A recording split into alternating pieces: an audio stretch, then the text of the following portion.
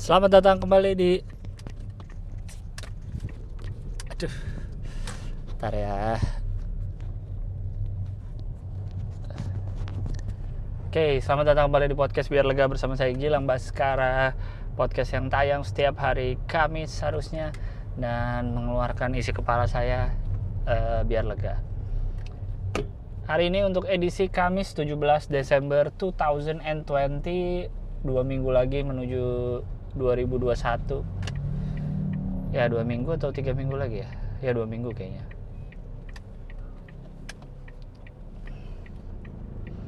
Dan ini direkam hari Kamis sore. Jadi saya tidak tahu apakah akan saya upload hari ini atau sudah masuk Jumat ya. Tak tahu. Gue lagi pengen ngomongin apa ya? Ini lagi-lagi saya lagi tidak ada bahan omongan yang saya siapkan atau ada pikiran yang ingin saya keluarkan. Anjing. Kembali lagi di mobil. Karena demi memanfaatkan waktu daripada belum bikin podcast. Apa yang seru ya? Kemarin gue audisi Suci tahap terakhir. Sekarang udah Suci 1X alias 9. Ini udah semua yang audisi udah beres. Lalu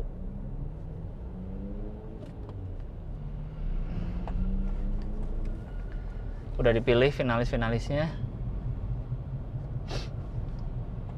Dan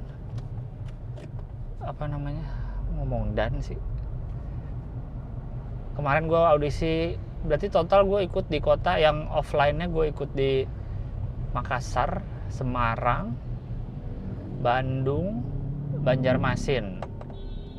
Lalu kemarin audisi online di Jakarta. Harusnya kan 2 kota terakhir Surabaya dan Jakarta.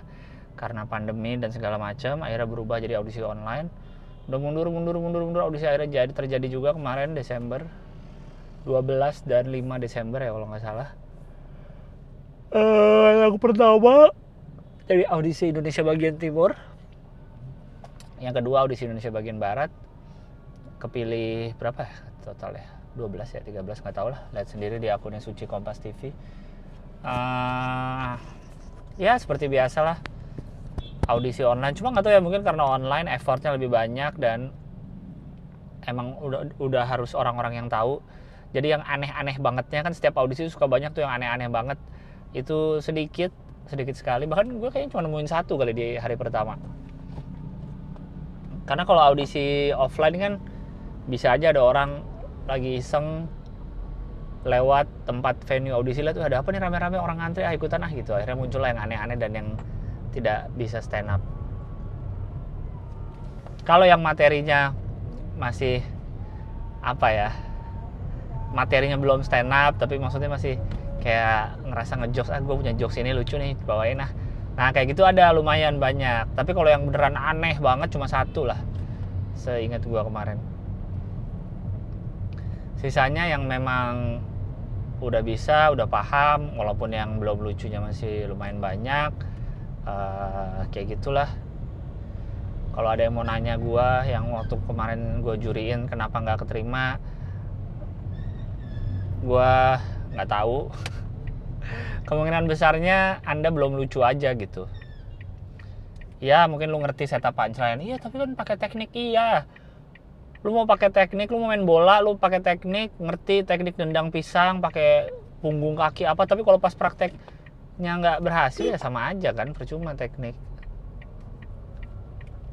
Jadi jangan mentang-mentang Anda mengerti rule of 3 atau setup punchline jadi merasa Anda sudah menjadi lucu. Ngerti teori dan lucu 2 hal yang berbeda.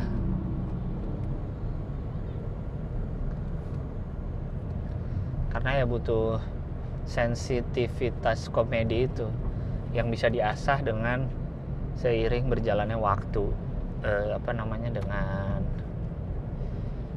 jam terbang lah, kurlep.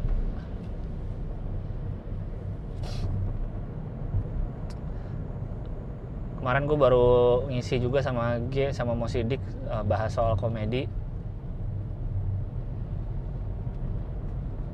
di I Don't Give a F akan tayang kapan ya, gue lupa, pokoknya itu di taping gitu, akan tayang online, bahas soal komedi segala macam lah, soal komedinya. Menarik sih, kalau kalian mau tahu ntar lihat aja di Instagramnya samara.live, dia ngasih tahu kapan tayangnya. Kayaknya udah pernah gue repost juga story-nya. Seru sih, gue udah lama gak ketemu sama mereka, terutama udah lama ketemu, terus ngobrolin soal komedi, jadi banyak hal baru juga yang baru gue sadari soal stand up comedy dan lain-lain.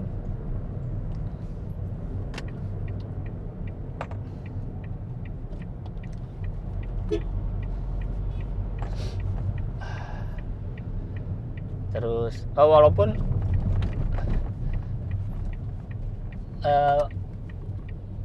banyak ya, tentu lebih banyak yang nggak gue terima ya audisi dibanding yang gue terima, tapi ada beberapa materi yang nyangkut di otak gue. Yang pertama, ada dia tipe materinya tuh kalau secara keseluruhan kayak double meaning lah, kayak Uus, kayak Frimawan, kayak gitu. Tapi banyak yang masih biasa sih. Tapi ada kayak gitu, terus ada di tengah-tengah materinya dia lagi bahas soal naik angkot. Terus dia bilang, biasanya kan orang kalau mau berhentiin kan nyentil plafon angkot kan, nyentil atasnya angkot, terus bilang kiri bang gitu kan. Nah ini temen gue aneh, dia malah nyentil kuping abangnya sambil bilang kiri bang gitu. Terus abangnya jawab, itu yang kanan deh, bukan yang kiri. Aduh,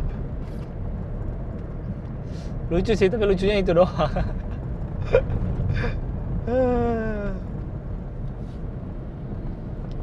Terus ada lagi yang, nah ini juga sama nih, tipe-tipe secara keseluruhan saya tipe-tipe materinya seperti itu. Dia bilangnya gini, dia cowok nih, gue sama pacar gue LDRan, dia di Cina, gue di Cini, gue di Cini. Lucu banget. Menurut gue tuh simple tapi lucu gitu. Gue di Cina, lu di sini. Si merah apa hijau sih? Ada lagi yang nyebrang kan?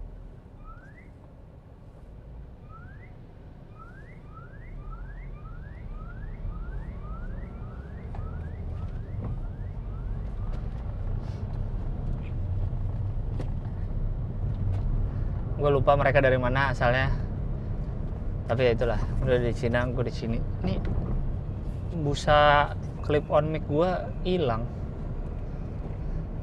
Mana ya, jatuh nih pasti di sini nih. Apalah, suaranya masih bisa kan kedengeran. Atau jadi berisik suara angin ya udahlah, mau gimana lagi. Ya seperti itu.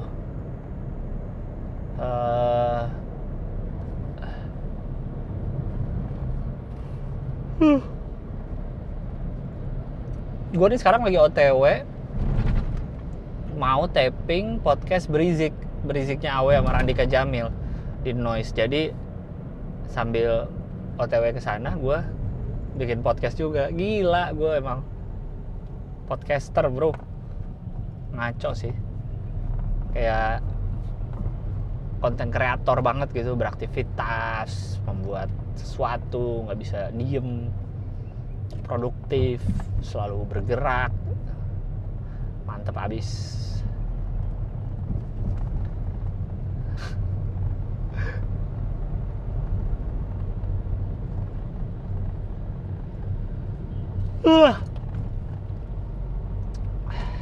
Tadi pagi rencana mau sepedaan, gue tuh udah lama banget. Terakhir kapan ya? Minggu lalu ya, sepedaan cuma sekali seminggu kemarin. Minggu ini belum ada sepedaan. Tadi pagi udah bangun pagi tapi gerimis. Akhirnya membatalkan niat saya untuk bersepeda. Sebenarnya minggu lalu juga sepeda rada hujan-hujanan sih. Itu pun karena pas dari rumahnya masih mendung, jadi gue berani jalan walaupun baru sampai Blok M juga udah neduh sih. Karena Jakarta dan mungkin di kota-kota lain juga di Indonesia ya, hujannya lagi really weird. Bisa sebentar. Nah, ketemu nih busa-busa buat mikrofonnya.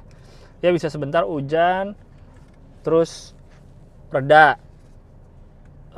Udah, terus hujan lagi deras. Hujannya tuh langsung deras. Biasanya kan hujan gerimis dulu pelan kayak apa, dia langsung kenceng. Habis itu pelan lagi, hujan lagi, pelan lagi, gitu mulu. Lagi aneh banget hujannya, nggak tahu kenapa. Cuaca lagi kacau. Tapi ini udah sih 2 minggu lalu ini lagi, kalau sekarang lagi terang kayak semalam hujan sampai pagi, tapi udah gitu, bukan yang hujan reda. Ini sekarang lagi cerah, lagi aneh gitu. Padahal gue udah berencana hari ini mau jadi kalau gue setiap sepedaan pagi tuh pasti berdua atau berdua lah biasanya sepedaan. Tujuannya adalah tidak lain tidak bukan untuk kesehatan. Ya enggak dong, ya kali. Gue baru tahu ada orang sepeda untuk sehat. Yang pertama untuk cari sarapan, tentu cari makanan, mengeksplor tempat-tempat makanan yang belum pernah saya kunjungi di Jakarta Raya ini. Yang kedua adalah untuk pamer Strava di sosmed atau di sosmed sih, di Instagram, di Twitter kayak gitu. Hari ini rencananya mau ke Bakmi Acang tadinya di Mangga Besar ya. Bakmi Acang tuh Mangga Besar. Bakmi ayam. Karena katanya cukup legend bakmi Acang. Yang waktu minggu lalu soalnya gue nyobain bakmi Alok di Tanjung Duren, dan itu untuk bakmi ayam tuh enak sih. Dan itu pertama kalinya gue makan bakmi mie ayam ditanya mau dagingnya bagian paha apa dada. Gokil. Biasanya kan bakmi ayam ya udah aja bakmi ayam, nggak pernah ditanya. Gue sih baru sekali ya. Kan orang lu bang sering kali ditanya bakmi. Ya bodo amat kalau lu sering, gue sih baru sekali ditanya mau ayam apa dada, mau dada apa paha gitu. Jadi seru sekali.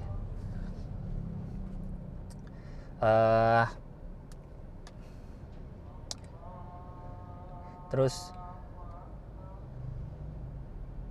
habis itu biasanya gue pulang, udah habis itu pulang terus ya udah aja gitu, melanjutkan hari-hari seperti biasa. Teman gue biasanya dia WFH lanjut kerja lagi, kalau gue lanjut leha-leha. Kayak gitu. Itulah serunya menurut gue sepedaan dengan tujuan makan. Gak pernah kayaknya gue sepedaan muter-muter doang gitu, muter-muter tanpa tujuan, kayak aneh banget. Apaan sih orang sepedaan kayak gitu. Makanya jadi paling udah direncanain dari awal, nih kita kemana nih. Pernah deh sekali gue muter-muter doang, tapi itu pun ada tujuannya. Waktu itu temen gue dia belum pernah ke bandara Pondok Cabe, akhirnya kita ke Pondok Cabe. Tapi ujungnya ya makan juga sih tetap.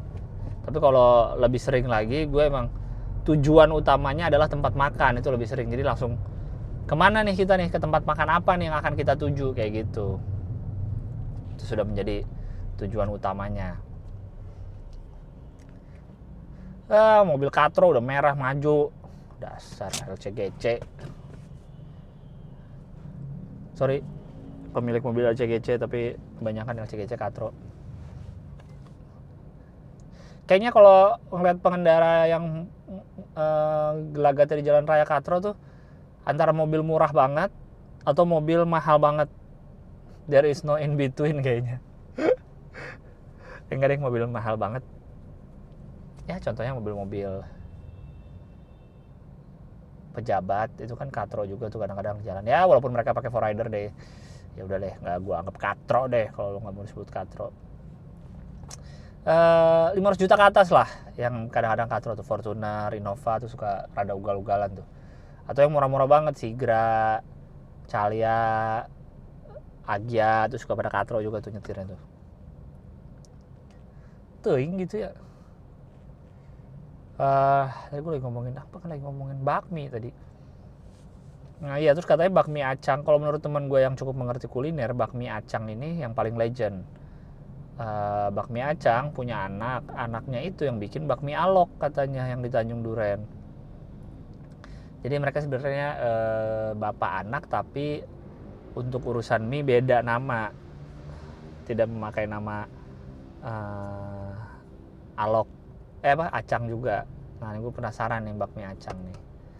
Jadi paling biasanya gitu, ketemu dari daerah selatan, gue ketemu daerah tengah di Blok M atau di Senayan. Lanjutlah kita ke tempat makan. Habis itu makan, karena berangkat pagi kan jam 6, jadi gue santai aja sampai tempat makan, udah balik lagi, pulang lagi.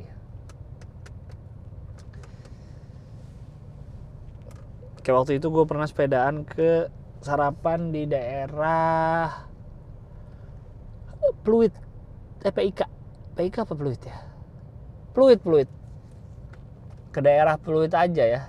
Gue kan karena dari Jakarta Selatan, jadi gue menganggap itu jauh. Ke daerah Pluit aja, gue naik mobil males ke daerah Pluit. Itu waktu itu gue naik sepeda.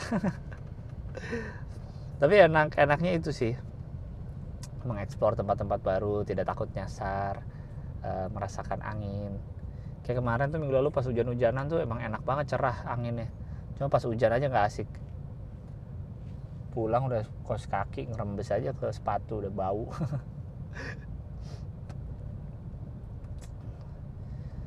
Siapa lagi sih tadi gue lagi ngomongin apa ya? Ngomongin bakmi lagi, ngomongin anjing, ini nggak penting banget isinya episode ini.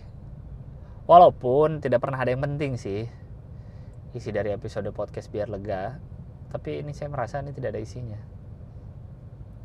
Karena kemarin gue baru dengerin podcastnya Adri yang dia bahas soal negara dan korporasi bla bla bla bla bla bla.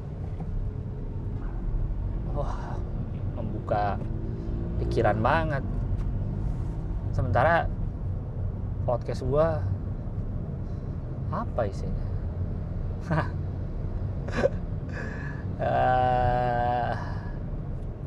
Tapi btw gue baru 2 bulanan ini mencoba menaruh duit di persahaman. Jadi gue juga lagi getol-getolnya melihat-lihat mana nih yang sedang bergerak, mana yang sedang, wah gila gue anaknya pialang banget dah. Tapi ya masih mula-mula lah. Jadi untuk menaruh uang agar lebih baik nilai uangnya,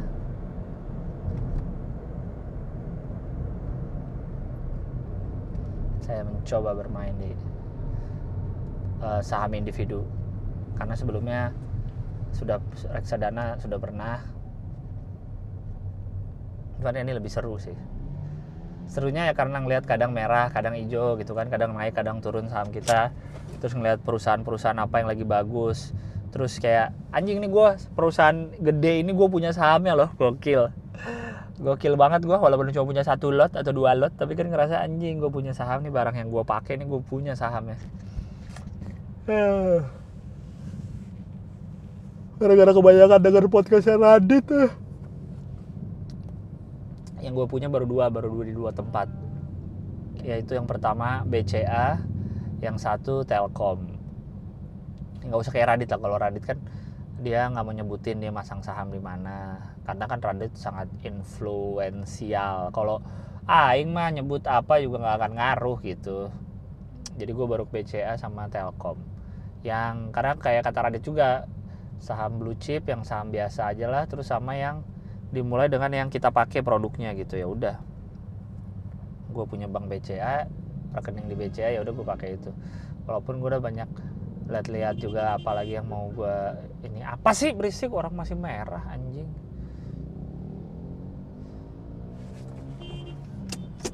Berisik anjing, baru hijau langsung klakson. Nah gue lambat-lambatin sih ya biar sebel maneh. Sok ayo.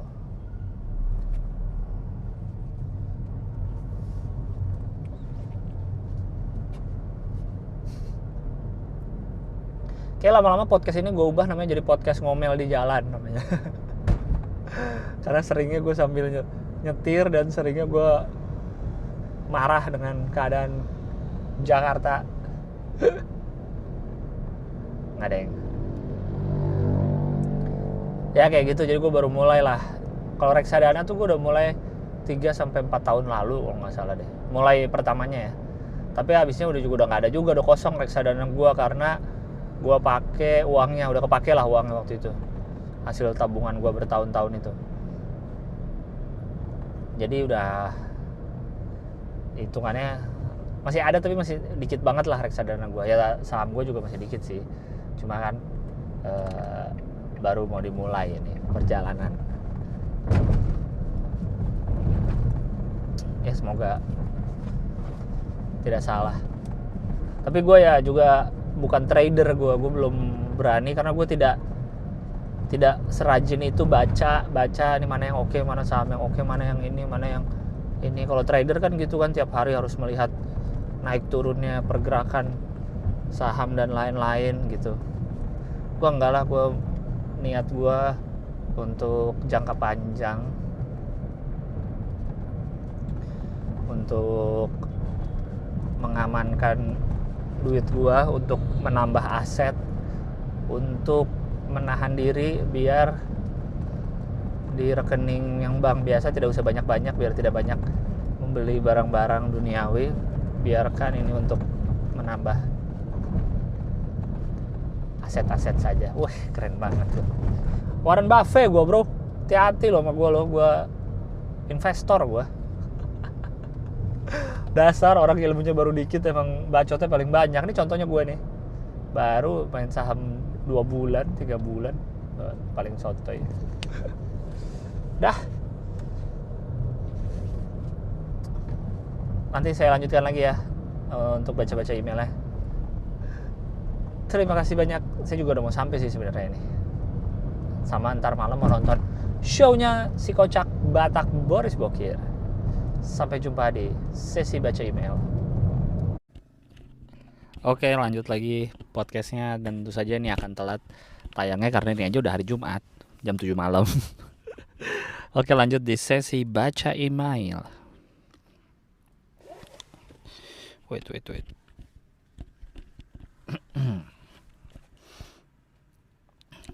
Oke, email dari tanggal 3 Desember 2020. Semoga dibacain, kalau nggak di 75, 76. Kenapa ngatur-ngatur Anda? Ini sekarang episode berapa ya? 78 ya? Yang tahu dah. Gak usah sebut nama ya, saya hanya ingin cerita aja. Jadi waktu saya itu nonton stand up show Bang Gilbas di Ismail Marzuki. Saya kesel lihat foto-foto pas di tim. Masih ada foto saya bareng mantan. Dan juga Bang Gilbas, bareng mantan dan juga Bang Gilbas. Mana fotonya bagus, mau di crop juga susah. Pas saya beli digital downloadnya, ke shoot dong saya dengan si mantan.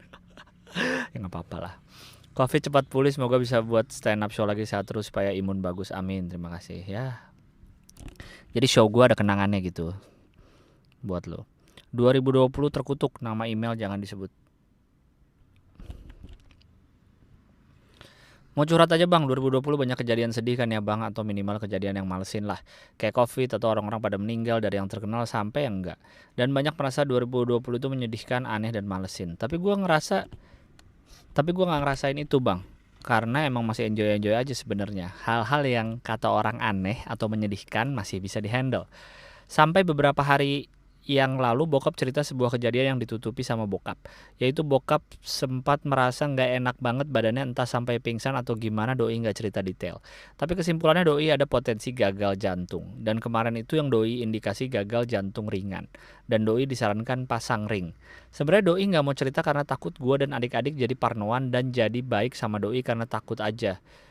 Bukan karena ketulusan. Entah bagaimana harus merespon, gue cuma diam. Tapi rasanya gue benar-benar mau nangis. Sesek banget dada denger itu walaupun gak sampai nangis. Sepertinya sedang diberi ancang-ancang oleh semesta. Jadinya benar kata doi. Gue takut bang, 2020 emang terkutuk. Sekian. Terima kasih bang udah dibaca, biar lega aja. Karena bukan tipe orang yang suka cerita hal-hal yang berkaitan dengan keluarga ke teman-teman. Bahkan sahabat juga tidak. Salam. Tapi kalau udah cerita jadi lumayan lega kan. Itu dia kenapa orang bikin blog, kenapa orang bikin video YouTube, kenapa orang bikin podcast. Karena untuk orang-orang yang males cerita ke orang lain, yang mending dia cerita ke ginian aja gitu. Yang penting keluar aja. Mau lu rekam suara lu gini terus gak diupload juga gak apa-apa. Yang penting kan lega. Ya semoga baik-baik aja, lu masih bisa jagain bokap lu dan bokap lu sehat-sehat aja ya. Sampai nanti lah, sehat-sehat terus. Oke. Lanjut email berikutnya. Kosong nama subjeknya. Halo Bang Gilbas, sebenarnya males sih ngirim email ke sini, tapi pasti karena pasti dibilang gak ada kerjaan ya kan. Ya iyalah, ngapain lu ngirim-ngirim email. Kalau ada kerjaan pasti kan gak akan sempet ngirim email. Tapi sejauh ini cuma podcast abang yang ada, atau yang ada abangnya aja sih yang aku tunggu-tunggu. Entah memang aku gak explore podcast atau memang cuma podcast abang yang cocok di aku. Sama stand up Indo juga sih, karena kamu gak explore, bener. Pokoknya aku suka ngulang-ulang podcast abang buat didengerin di perjalanan, pas beres-beres rumah, setrika baju, sebelum tidur, dan lainnya. Aku paling suka kalau abang lagi baca-bacain email. Selain isi email yang kadang suka aneh-aneh, juga suka cara abang respon emailnya. Aku gak mau nyuruh-nyuruh abang buat upload episode baru karena takut dibilang rese dan malah abang gak upload-upload. Nah bener, bagus kamu. Thank you bang udah bikin podcast biar lega. Sehat selalu bang Gilbas. Iya sama-sama. Dia attach gambar apa nih? Oh, biar lega. Apa namanya? Spotify Rap. Sebagai pendengar yang baik bisa ngulang-ulang sampai hafal semua episode meskipun pendengar mendesak agar rajin upload. Beliau tetap akan upload semau beliau. Dia dengerin 24.337 menit stream, gokil. Alright, lanjut email berikutnya. Terima kasih banyak udah email ya, dan sudah mendengarkan dan sudah tidak menuntut untuk upload. Mohon maaf lahir batin bang kalau curhatnya kepanjangan. Oke. Halo bang, aku mau curhat. Pas SMA aku naksir sama adik kelas, sebut saja N. Ini yang email cewek ya. Cuma naksir-naksir sekilas gitu aja karena nggak lama N jadian sama cewek populer di sekolah. 2018 aku dan N kontak lagi karena mutual friend. Kami rekomendasiin N buat jadi informan mini risetku. Setelah mini risetku beres, N sempat 2 kali ngajakin ketemu. Tapi aku selalu cari-cari alasan. Aku insecure soalnya N udah jadi co-pilot. Sedangkan aku waktu itu masih kuliah. Aku juga ngerasa biasa-biasa aja dibanding cewek-cewek di circle-nya N. Ya Mugari, ya temennya. N pernah intens hubungin aku, tapi ujung-ujungnya ngajak diskusi tentang bisnisnya. N bilang mau hire aku. Aku dulu freelance di digital marketer. Tapi aku tolak karena mulai baper. Terus N intens lagi hubungin aku. Mulai ngobrolin yang agak personal. Tapi gak lama N curhat tentang cewek yang lagi dia suka. Tahun ini aku tahu dari mutual friend kami kalau N sudah punya pacar. N gak pernah ngunggah itu di IG sih. N siapa sih? Niko ya? Atau Naufal? Atau Nyoman, atau Nino, ada yang bener nggak? Nurhanuddin, nggak ada Nurhanuddin. N pernah bilang kalau dia nggak suka share personal life ke medsos. Sampai sekarang N sering reply story aku. Lalu kami ngobrol basa-basi. Anehnya tiap aku nanya mbak pacar ke N, DM aku di scene doang.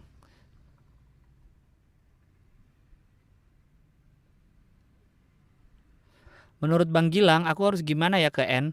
Jelaskan ya bang kalau N cuma nganggap aku temen. Kalau aku bilang suka ke N gimana? Biar lega aja tanpa maksud ngerusak hubungan N dan pacarnya, dalam kurung kalau ada.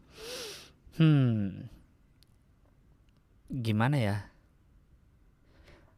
Sebagai laki-laki emang ada dua nih. Antara emang N menganggap lu enak diajak curhat saja, atau N memberi pancingan-pancingan berharap kamu nyangkut di kailnya.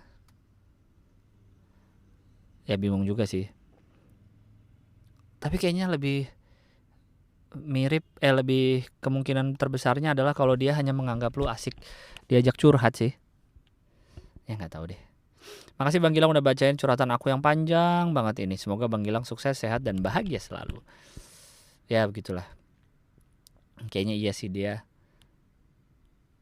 Tapi bisa juga mancing sih. Tapi itu ya nggak tahu. Kayaknya nganggap kamu teman deh, udah itu aja. Oke lanjut. Assalamualaikum warahmatullahi wabarakatuh. Waalaikumsalam warahmatullahi wabarakatuh. Hai Mas Gilang, saya laki-laki umur 24 tahun dan jujur kadang iri sama teman-teman sekolah dulu yang bisa dibilang udah sukses. Banyak yang ikut startup gaji bisa sampai up to 20 juta. Atau yang punya usaha sendiri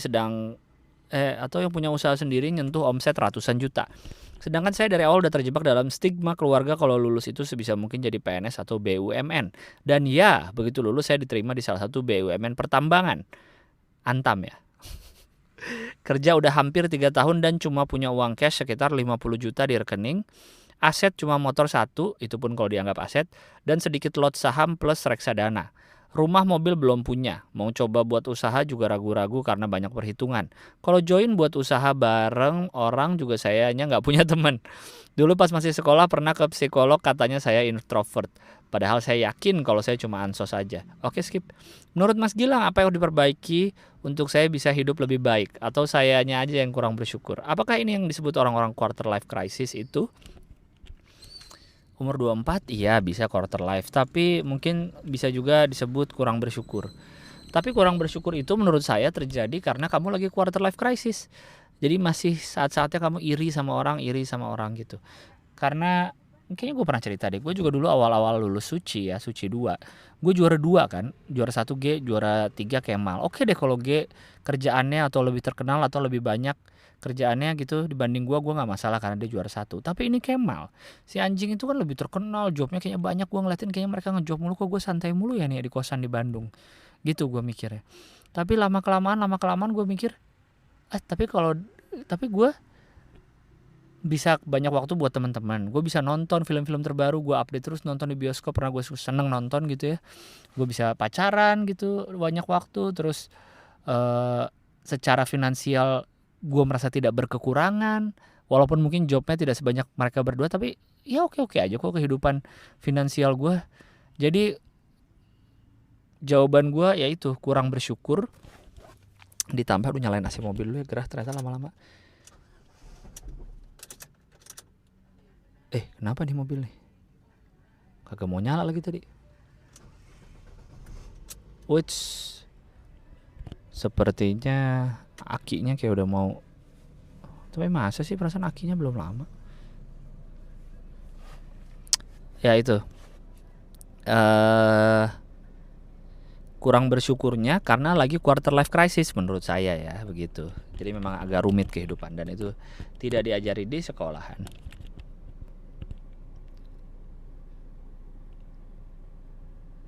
Lanjut. Video Pro, banner promosi untuk postingan sosial. Lah dia jualan software nih ke email gue.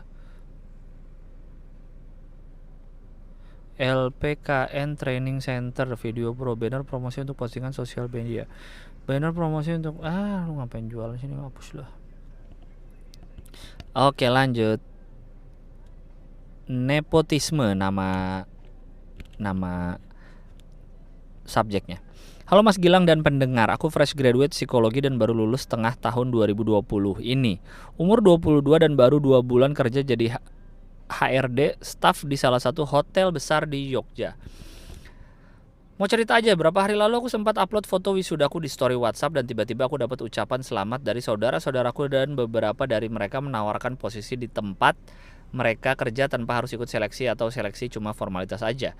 Tawaran ini memang bikin ngiler. Contohnya aja ada perusahaan telekomunikasi negara, beberapa kantor pemerintahan, kampus negeri swasta, sampai maskapai penerbangan. Mereka emang punya jabatan strategis di kantor mereka masing-masing. Aku nebak kalau tawaran-tawaran itu datang karena dulu pas zaman Orba, kakek aku tuh pejabat instansi pemerintahan dan beberapa kali masukin saudara ke tempat kakek kerja dan mereka sekarang sukses. Jadi ya mungkin motivasi saudaraku ini mandat balas budi dari orang tuanya yang dulu dibantu sama kakek. Nah walaupun sekarang aku udah kerja di hotel, pikiranku kayak gak pernah berhenti mikirin tawaran-tawaran itu dan kayaknya bakal menghantui sampai kontrakku habis 1,5 tahun ke depan. Rencanaku sih aku gak akan memperpanjang kontrakku di tempat sekarang dan bakal nerima tawaran-tawaran itu kalau masih bisa. Karena menurutku itu tawaran fantastis dari segi ekonomi dan karir. Dan walaupun itu disebut nepotisme, nggak masalah kan kalau kompeten. Satu ketakutanku kalau ditawarkan begituan sih, takutnya nanti kalau aku masuk ke sana, fungsiku cuma buat ngelicinin birokrasi mereka kalau mau korupsi aja. Terutama BUMN atau pemerintahan. Menurut Mas Gilang gimana, nepotisme itu gimana? Sah-sah aja atau nggak boleh? Mirip seperti yang baru saya bahas di episode minggu lalu ya, yang soal korupsi. Kalau gue tuh agak bingung juga ya. Kalau gue sekarang di posisi gue sekarang, tentu gue akan bilang janganlah korupsi, kan KKN ya, korupsi kolusi nepotisme. Tapi kalau dipikir lagi nih, kalau gue orang tua dan gue punya perusahaan yang bagus gitu, gue punya tempat yang bisa nge-hire orang bagus, dan gue tahu ada saudara atau anak gue mungkin bisa, kenapa nggak gue masukin? Pasti akan gue ajak gitu, ya kan? Kalau lu mau mikir logika. Kalau lu kayak gini aja, misalkan gue lagi mau bikin show stand up nih, bikin show stand up, terus gue mau jual tiket. Sebelum dijual, teman gue ada yang, Lang, boleh nggak gue beli tiket lu duluan gitu, karena dia kenal sama gue pribadi. Gue, ya udah boleh, ini ntar beli aja gini. Bukan dia minta ya, tapi dia misalnya beli tiket duluan karena takut kehabisan gitu. Gue sih nggak apa-apa, nggak tahu deh itu termasuk nepotisme nggak ya, karena kenal orang dalam tanda petik gitu. Kayak gue pun ke teman-teman gue kadang suka gitu yang bikin show atau apa, kalau gue kenal, boleh nggak gue titip 2 tiket duluan biar aman gitu, biar gue nggak kehabisan. Bukan berarti gue mau minta, gue tetap beli, tapi gue beli duluan dibanding penonton umum biar tidak kehabisan kayak gitu. Gue nggak tahu ya itu masuknya nepotisme apa bukan ya. Tapi kalau masuk ke perusahaan karena orang dalam kan sudah pasti nepotisme ya namanya. Nah tapi gue juga cukup setuju tadi, baru juga gue pengen bilang, selama elunya kompeten gitu, bukan pas diajak ternyata busuk gitu kinerjanya, kayaknya nggak apa-apa deh. Tapi gue nggak tahu sih. Nah gue takutnya juga itu dimanfaatin sama atasan saudara-saudara lu yang atasan. Takutnya amit-amit kalau ternyata mereka korupsi atau apa, lu jadi bantuin om lah ini di ACC tanda tangan kan om udah gini. Nah sebenarnya yang lebih bahaya dari nepotismenya kayaknya utang budinya itu sih. Kalau kamu masuk karena bantuan mereka, kamu punya utang budi sama mereka kayak gitu. Tapi emang ini pasti gue ngebayangin ini lu sih, pergolakan batin lu. Apalagi lu umur juga baru 22 kan. Urusan lu lah. Mau korupsi nepotisme juga jangan bawa-bawa gue aja pokoknya. Aduh. Oke lanjut. Udah berapa menit? 14 menit. Halo Bang Gilbas. Assalamualaikum Bang. Waalaikumsalam. Apa kabar? Baik, semoga sehat selalu. Amin. Salam dari Malang Bang. Oke. Orang Lowok Waru ya itu lagi. Nggak ada lagi tempat Malang yang tahu. Atau orang Suhat. Jujur gue nyesel banget baru dengerin podcast biar lega. Ya lah nggak usah nyesel banget lah, biasa aja. Mood booster kerja banget, apalagi yang episode Jambore. Gue excited banget kota kelahiran gue dibahas. Semoga lu nggak kapok ke Malang lagi ya Bang. Tidak akan kapok, Malang kota yang sangat mantap. Gitu aja deh, bingung mau cerita apa, ujung-ujungnya testimoni doang. Hehe, thank you Bang udah dibacain, semoga sehat selalu dan lancar rezekinya, amin. Lanjut. Pertanyaan 1 juta dolar ini 11 Desember. Gua Arif dari Jakarta Bang. Assalamualaikum Bang Gilbas. Waalaikumsalam. Gue tiba-tiba kepikiran hal ini pas lagi dengerin podcast lo, straight to the point ya Bang. Jadi gue tiba-tiba keingetan beberapa waktu lalu kan sempet rame dibahas apakah emoji ini artinya pray, folded hands atau high five. Tau kan yang emoji itu loh, yang emoji tangan yang biasa kalau orang lagi doa tuh, yang katanya tuh toast. Ya tahu. Ini gue jelasinnya biar kalian paham. Kira-kira menurut lu apa Bang artinya? Karena kayaknya kalau misalkan artinya high five, bukankah ini high five yang cukup rasis karena hitam sama hitam, kuning sama kuning, putih sama putih. Nggak ada yang kulit hitam sama putih, putih sama kuning ya. Maras. Sorry ya random, jadi gue malam-malam karena kepikiran hal ini bertepatan saat lagi dengerin podcast lo, jadi sekalian aja nanya pendapat. Cheers. Kalau nggak salah udah ada penjelasannya deh. Kalau ini bisa pray, bisa high five. Kalau nggak salah ya ada penjelasannya. Tapi gue sih menganggap ini pray sih. Kalau diri gue menganggap ini, biasanya konteksnya gue pakai saat lagi berhubungan dengan pray kayak gitu. Jadi gue nggak tahu juga yang benar yang mana sebenarnya.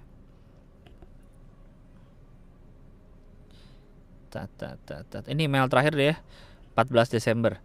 Halo Bang, gue Nadia dari Malang. Ini yang Nadia yang tadi nih, yang bilang dari Malang tadi. Dia email lagi ternyata.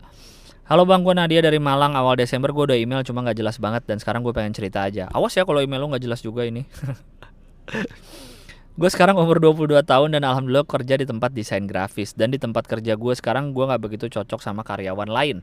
Dan gue juga tipe orang yang kalau gak nyaman tuh keluar aja. Nah tapi kali ini gue gak bisa Bang, karena ada beberapa aspek yang menurut gue susah didapetin di kerjaan lain.